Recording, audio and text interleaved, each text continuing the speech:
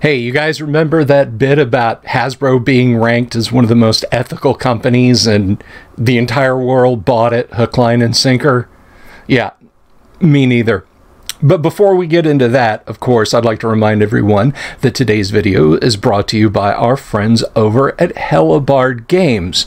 Hellebarde makes the kinds of adventures that they'd like to play, whether it's for 5th edition, for OSR, or for Castles and Crusades.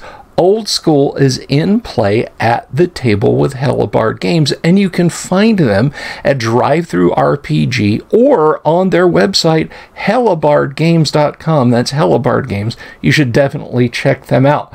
So, CBR has a pretty salty take on the ethical ranking that Hasbro was awarded, let us say. So let's take a look at that. Of course, I'll put the link down below and we can kind of read this together.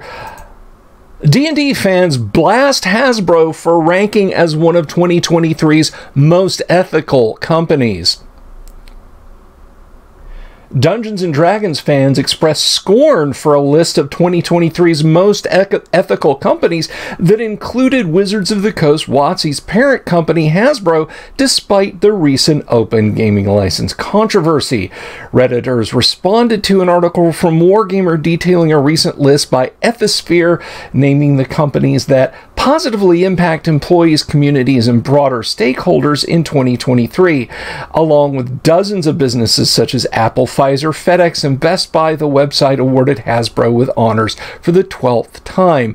D&D fans took issue with the inclusion, particularly due to the recent OGL controversy, where an early version of the rewritten license would have placed severe restrictions on third-party creators. And there's a link to the discussion over on Reddit there. I'll let you guys check it out, but there's some gems in there like Hasbro, I'm gonna need you to roll a bluff check against the entire D&D fan base. Of course, we're old school D&Ders around here, so we, the DM, just steeple our fingers and say, they're not believing it.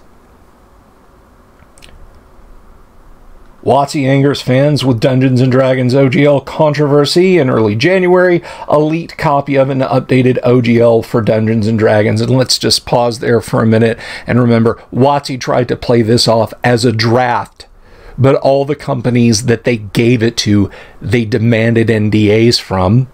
They said it was a leaked draft, yet companies said they had to sign NDAs regarding it, so much for it being a leaked draft not intended to be published.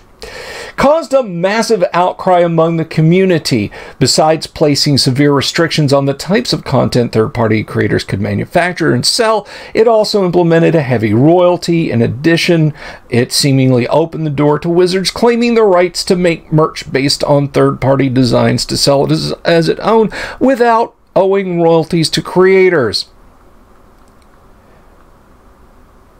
The OGL led to massive protests online, with several terms relating to Dungeons & Dragons and Wizards of the Coast trending for weeks, and they still are if you guys are paying attention. And I know you guys are. That's just the broader you as in CBR.com. Shortly after the leak emerged, fans started the open OGL movement with an open letter to Wizards and Hasbro demanding the company walk back its proposed changes to the enduring OGL, which has allowed D&D to grow as it has done over the last 2 decades.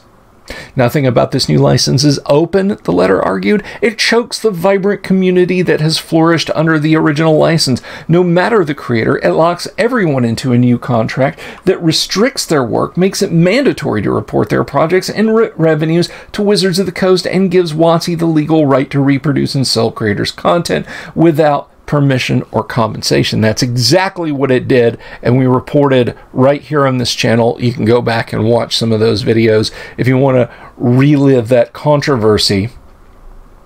And of course, Critical Role and Pathfinder responded. Pathfinder coming out with the Orc license, and Critical Role kind of making some noises about not being happy about it. But Critical Role, remember, they're wedded a little bit closer to Wizards of the Coast. I think they kind of had to hedge their bets a little bit more. But as you can see, nobody's buying it. Hopefully nobody's buying it. There's a lot of people who are going up to this confab in Seattle in April. Yours truly not amongst them. Although someone did ask me if they asked you, would they go? And guardedly, I say yes, only to get all the info and bring it back to you guys. Trust me, I wouldn't go up there and get Mr. Smithed. Okay? I wouldn't play ball with them. I'd find out everything I could, and I'd bring it back to you guys to report on. But I don't think we're in any danger of them coming and asking the old Dungeon Delver to come up there. And that's fine. But anyway, so you can check this out on CBR.com. Of course, I want to know what you guys think. So please leave a comment below. If you liked the video, give it a like. And if you haven't already, please click that subscribe button and the bell icon for notifications. Share this video around as you like. And yeah, in the words of Captain Kirk, don't believe them, don't trust them. All right, we'll be back for a live stream tonight, of course. But until then, peace, be good to each other, and keep watching the skies. Take care.